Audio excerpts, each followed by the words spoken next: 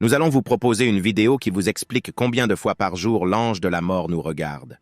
Ô fils d'Adam! Chaque jour, tes pas se rapprochent vers les portes de la tombe, et l'ange de la mort nous regarde droit dans les yeux 5 fois par jour. Et l'ange de la mort, comme nous a enseigné notre bien-aimé, connaît chacun d'entre nous bien plus que l'homme ne connaît son propre fils. Il est rapporté que l'ange de la mort était un ami proche de Salomon, fils de David.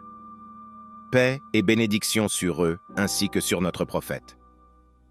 Il s'asseyait près de lui, prenant l'apparence d'un bel homme. Un jour, il rendit visite à Salomon. Un des ministres de Salomon était assis avec eux. Et lorsque l'ange de la mort s'en alla, le ministre demanda « Qui était cet homme qui s'est soudainement retiré, ô envoyé de Dieu ?» Salomon dit « Pourquoi me poses-tu cette question, ô ministre ?» Le ministre lui dit « Car j'ai vu qu'il me fixait d'un regard étrange et incroyable. » Salomon dit « C'est l'ange de la mort. » C'est alors que le ministre se mit à trembler de frayeur.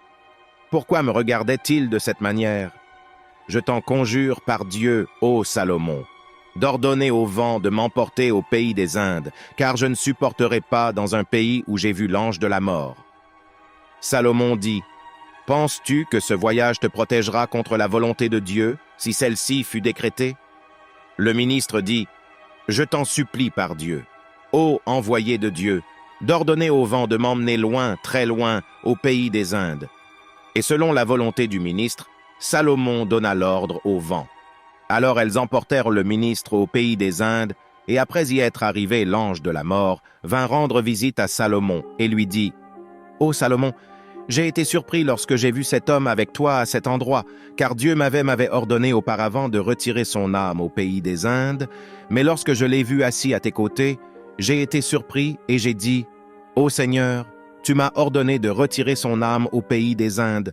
Pourtant cet homme est ici au siège de Salomon à Jérusalem.